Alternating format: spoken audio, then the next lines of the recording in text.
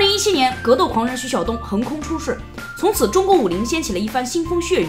先是雷公太极创始人雷雷与徐晓东在成都对决，不到20秒便被徐晓东击倒在地。此后，传统武术与现代搏击的争论闹得天翻地覆，人尽皆知。大家好，我是路易斯，欢迎来到真实的荒漠。中国传统武术究竟能不能打？中国诸多民间武术大师究竟是不是骗子？以及延伸到对传统文化有如中医国学的价值的讨论不绝于耳。在3年的时间里，传统武术大师与现代搏击的较量从未中断。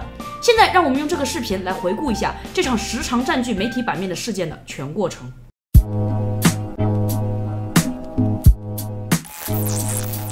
雷雷原名魏雷，杨氏太极拳传人，雷公太极创始人，曾在中央电视台 CCTV4 的体验真功夫节目中展现武术，用太极推手挑战西洋武术家，用内力破西瓜、却不飞等绝活。徐晓东，北京综合格斗运动员，东哥辣评节目创始人，自称中国 MMA 第1人。起初是因为雷雷在微博中自称能单手破除裸绞，裸绞是柔术中常用的一种从对手背后实施绞杀的招数，是格斗圈公认的必胜绝杀的招式。一旦被裸绞勒住，几乎无取胜的可能。徐晓东对其产生质疑，雷雷大师不服气，日后发展成一场骂战。气急败坏的雷大师将徐晓东的电话公布，于是徐晓东与他相约在成都比武切磋。接下来就是大家所看到的。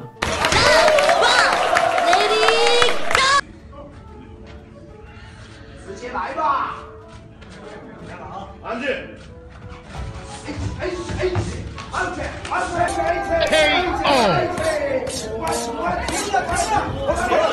不到20秒，雷雷便被 KO。事后，雷雷称不敢使用内力，怕出人命。就像您一个普通人，咱们两个发生争执之后，打一拳，你打我一拳，我也打你一拳，你打我嘴流血，我打你里边受伤，你不是一样的效果吗？只不过这个技巧不能再用了，用了几天之后就出人命了。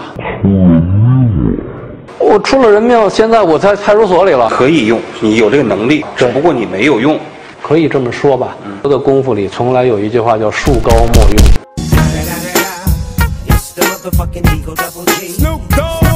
2018年，在一期东哥辣评中，徐晓东和咏春练习者丁浩产生过节后约定比武。3月19日，两人在全城出击擂台比武。这是一场站立式全开放规则的比赛。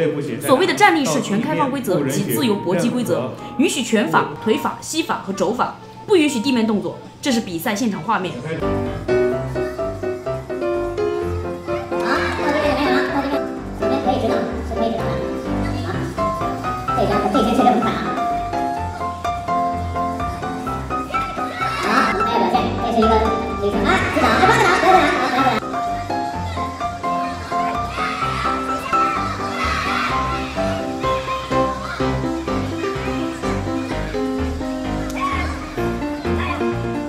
我觉得刚才丁老师的表现已经大多他可以展现出了很多咏春的技法。好，慢慢。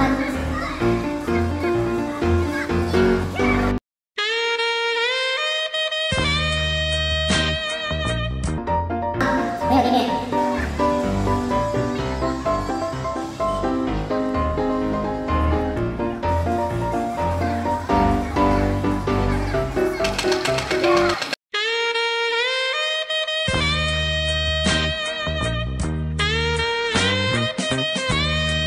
比赛中，丁浩6次被击倒，最后裁判判定两人平局。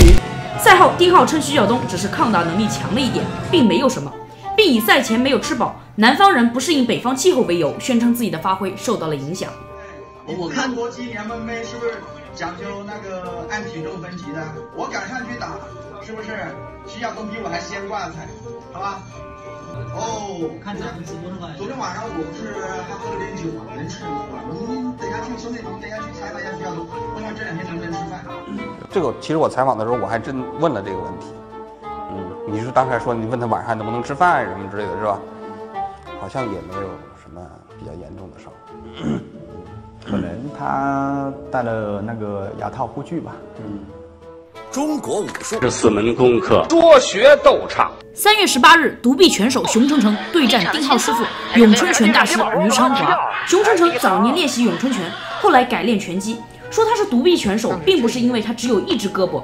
他在训练中右臂2次骨折，医生说这只手臂废了，绝不能再从事任何激烈的运动和对抗，并劝他放弃拳击。熊晨晨不甘心，伤好之后，他用一条左臂开始训练，并且和正常的双臂选手对抗。在这次承德全程出击的赛场上，他获得了60公斤级别的冠军。打完这场比赛的1个小时后，他又走上拳台对战于昌华。我看看熊成这拳啊，很厉害的。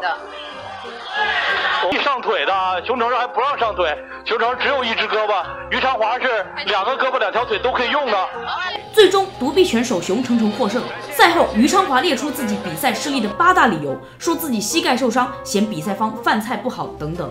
中国武术这4门功课，说学逗唱。2019年1月13日，徐晓东与李河腿铁牛肘大师田野相约在终极勇士赛事的擂台上进行比武。田野是东北雪乡人，50来岁，在青岛谋生。他号称自己有李河腿功夫，但本人其实是一名焊工，也没什么武术传承。过去1、2年一直在网上骂徐晓东，还曾经去徐晓东的拳馆叫过阵，几次3番要比赛，最后2人达成协议，搞一次正规的比赛。这场比赛举办方炒作的成分极大。赛前田野称刘强东非常支持他的比赛，如果他赢了会给他3000万，输了给他300万。他说出了刘强东、成龙和马云都在一个群里。赛前田野也被塑造成一个跳梁小丑。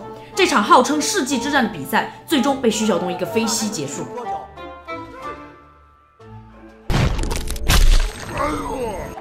哇！一个飞膝！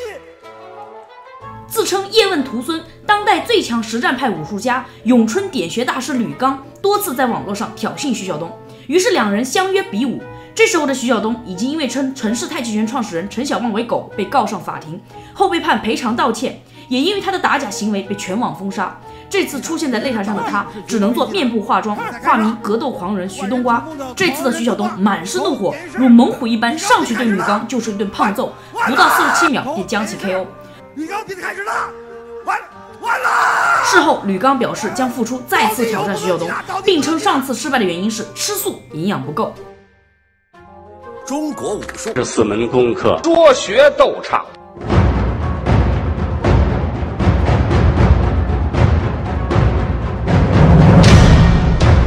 马保国，浑圆形意太极掌门人，自称打败过欧洲 MMA 冠军彼得·欧文。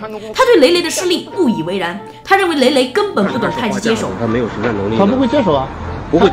他跟我说他也会参加推手比赛，也得了名次。他不会接手啊？接手是什么意思？接手，你看你这个拳过了是吧？你打我，你打吧，随便打。我不会打啊，不是你打我就行了，我不看你随便打哪儿都行。哎，你打我哪都行。哎呦，不行，我不行，你知道？我看你都不看，但是你都打不进来。于是出面挑战徐晓东。2人原定2017年6月26日比武，在原定比赛开始前2分钟，场内灯光突然熄灭。徐晓东被告知比赛场地不符合规定，于是提出更换场地重新比赛，得到马保国的同意。但是更换场地后，徐晓东于比赛开始前10分钟遭到警方以聚众打架为由带走问话。事后对究竟是谁报的警，各方展开了争论。徐晓东称是马保国的侄子马斌报的警，而马保国说自己没有叫马斌的侄子。据王志安事后通过第3方核实，当天的确是有人连续报警，时间大约在2点10分到2点半之间。报警人所报的身份的确是马保国一方的人，他在电话里甚至说出这样的话：你们到底来不来，管不管？听口气的确像是马保国一方报的警。马保国再次出现在公众视野里已经是2020年5月17日。马保国在和民间业余高手王庆明切磋的过程中被3次击倒，直接 KO。此后让马保国真正爆火的是，在与王庆明打擂台之前的一段视频。视频里马保国右眼青肿，痛斥年轻人偷袭他不讲武德。一个右边腿，一个左刺拳，我全部放出去了啊！放出去以后，自然是传统功夫以点到为止，右拳放在了鼻子上，没打他，我笑一下，准备收拳，因为这时间按传统功夫的点到位置，他已经输了。中国武术这4门功课，说学逗唱。事后，这位叫做 Jason 的年轻人表示，事情的原委是他本想找马保国治疗颈椎病，但是马保国非要 Jason 去打他，因为他自信年轻人碰不到他。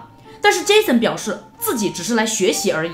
这时候马保国突然偷袭了他，出于条件反射，他进行了反击，前手刺拳将马保国的眼睛打肿了。而之前被马保国击败的欧洲 MMA 冠军彼得·欧文表示，这只不过是商量好的表演。有人对他说，这是一部武术宣传片，让他配合。一龙本名刘星君，在公开的资料里，他是自由搏击运动员、影视演员。2019年加入河南卫视武林风，立下赫赫战绩，一路战胜高加索之鹰的俄罗斯职业高手奎斯廷·杜瑞、美国拉斯维加斯某夜总会保镖大卫·海耶斯、泰拳王波球等世界高手，几乎成为传统武术的一张名片。自从打假以来，徐晓东就对一龙的武艺提出诸多质疑，认为他比赛的过程有猫腻，也曾希望与其一战。但后来一龙与网红比武日趋娱乐化，徐晓东也无意再与之对战。在2020年的某次抖音直播里，武僧一龙对徐晓东发起挑战，称自己多年被徐晓东黑，背负打假拳的骂名，表达了渴望和质疑者碰撞的希望，让徐晓东来郑州决斗，称不来的是孙子之类的。来郑州吧，一龙啊，这段时间哪儿不去，就在郑州等你们，在郑州坐镇。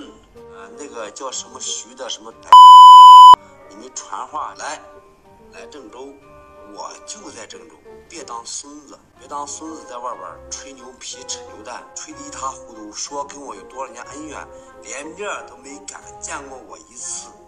出去，我徐晓东来了，我他妈就在玉米大厦呢。5月13日，徐晓东在油管直播，由于他不知道一龙的住处，于是到郑州的地标位置，希望与一龙比武或者是签约比武，但是自始至终一龙没有出现。最后徐晓东被警察问话，事后一龙发表了一段视频作为回应，称没有与他的团队联系，是徐晓东报的警。自己在郑州地标聚众的场所叫骂，还报警。徐晓东自己去郑州，然后自己报警把自己抓起来，这脑回路不是很能理解。说徐晓东买热搜，自演炒作了一把，他团队还买了热搜。事实上，徐晓东本人已被全网封杀，买热搜意义何在？反正最终拒绝与徐晓东比武，还在直播中说徐晓东反党反政府。事后，崔永元在油管视频表示，既然徐晓东反党反政府，那一龙难道不应该把他揪出来痛揍一番吗？现在不愿意出来是怎么回事？中国传统武术的实战能力早有争议。上个世纪，香港武术界曾多次到东南亚交流，次次都是惨败而回。1955年，国家体委正式取消了对抗形式的武术比赛，以套路表演为主，武术全面体操化。1974年，中泰拳师生死决斗，中方0胜4负。本来作为修身养性，倒也无妨，但是偏偏这些武术家们被利益捆绑，热衷于自吹自擂，言过其实，全然不顾中国传统武术在体能、技术、意识等各方面落后现代搏击选手。在这种情况下上了擂台的结果可想而知。100多年前，清朝闭关锁国，自诩为天朝上国。鸦片战争被英帝国用炮舰撞开国门，才知道自己才是蛮夷之地，连最基本的外交礼节都不懂。后清政府发愤图强，学习西方的船坚炮利，建立了号称亚洲第一舰队的北洋水师，但一和日本开战便溃不成军，从此一蹶不振。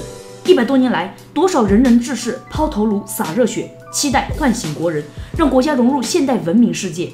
期间取得了令人瞩目的成就，在科技和经济的领域更是令人称羡。然而在意识形态上，很多人还是以天朝上国自居，固步自封。长此以往，一旦与现代文明接触，便露出马脚，贻笑大方。古人云：形而上者谓之道，形而下者谓之器。